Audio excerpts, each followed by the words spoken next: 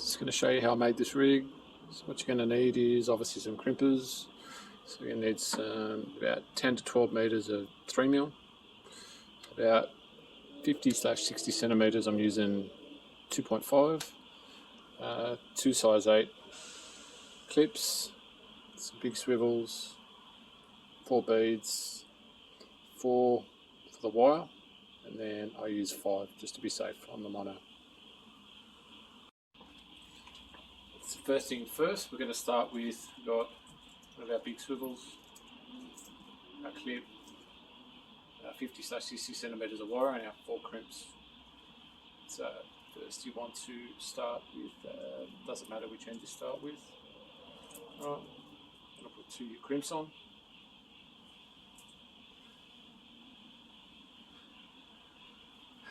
We'll get the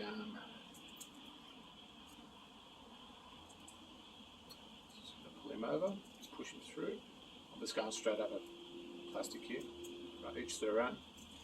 Then we're going to go like this, and I'm going to go put the crimps on the other end. So ultimately, this trace line that comes off the trace needs to be longer than your float, that way you never get a tangle. You just want to work it down, so basically figure out where the middle is.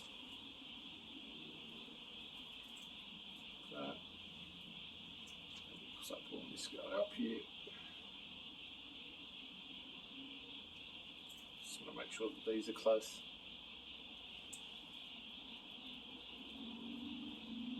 We're just worried about the top crimps.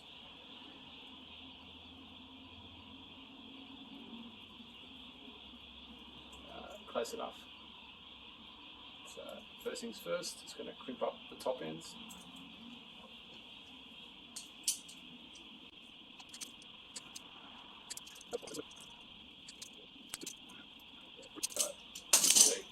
That's crimped up, nice, and this guy's crimped up, nice. So don't have to use doubles, but I just like overkill because I don't want to lose a fish to draw a crimp failure. So I'm going to get this, give it a good twist. So you wrap in the wire, it creates a nice straight pipe. Wire moving to the end.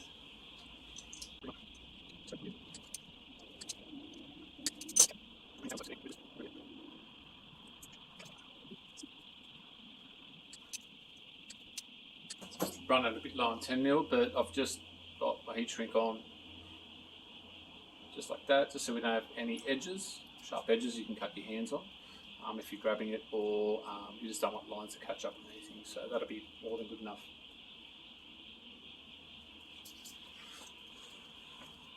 So next I'm just going to grab 12 meters of 3mm mono.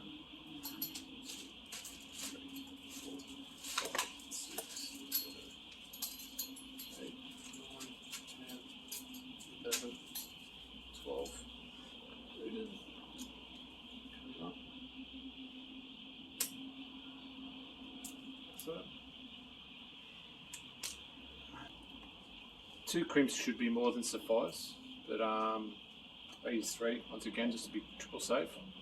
So first thing you want to do is put your 2 stopper beads.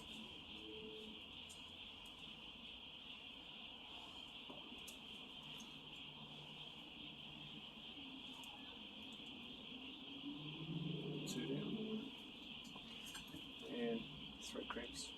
1, 2, 3. A lot of people say it's overkill, probably is, but it is what it is. And you're going to put your mono through, your swivel. You're going to 1, 2, don't be shy, put them through. Down a bit. Grab your first crimp, through, want a little bit of a tag in. Right, pull them down.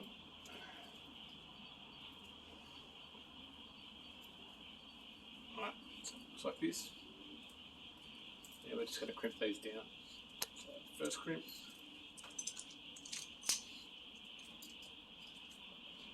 You don't want to get, so when you're crimping these, you want to crimp them all the way to the edge. You want to crimp them back from the edge. That way that they don't cut your monitor. Should look like that. See our flanges. So it doesn't cut your monitor. And we're just going to go over to the next one, give it a bit of a twist. This one. Give it a twist and then crimp it down.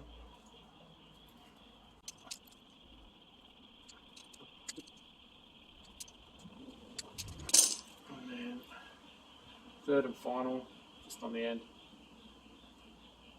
So trim this a little bit off here.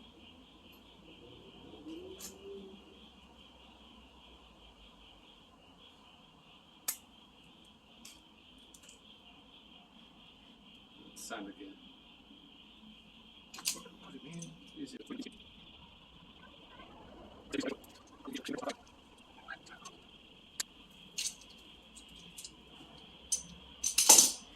So in the end, it should look like this. So once again, just going to get some heat shrink over these, just to prevent any cuts or anything if you trace on the line, and you have to stop the beads down here. Just gave them a quick zap, and that's that end done. Okay, so the other end's done. I lied, you need 3 of these, sorry. So what we want to do next is, this is the one that your float's going to attach to, so you're going to put him on first.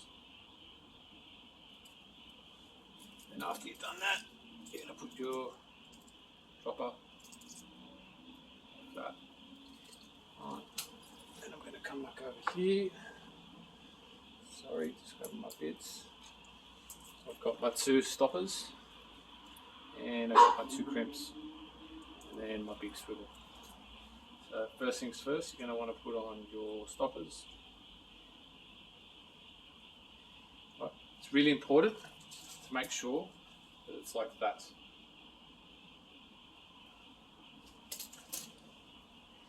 Okay, 2 stoppers.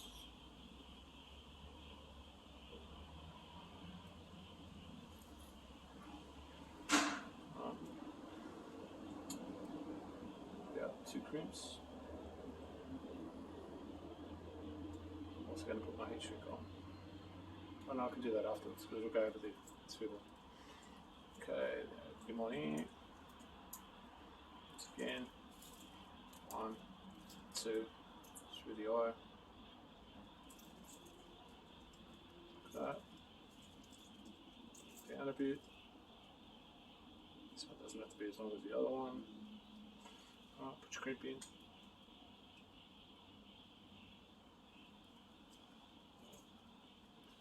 Pull them down.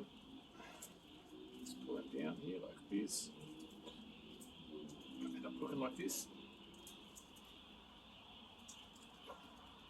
Beautiful.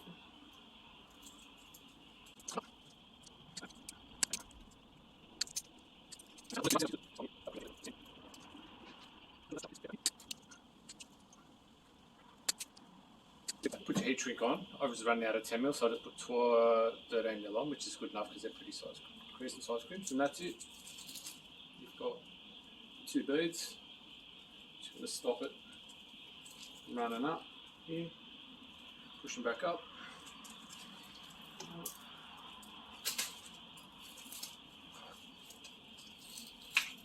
Got your baseline that's going to sit in the water downwards.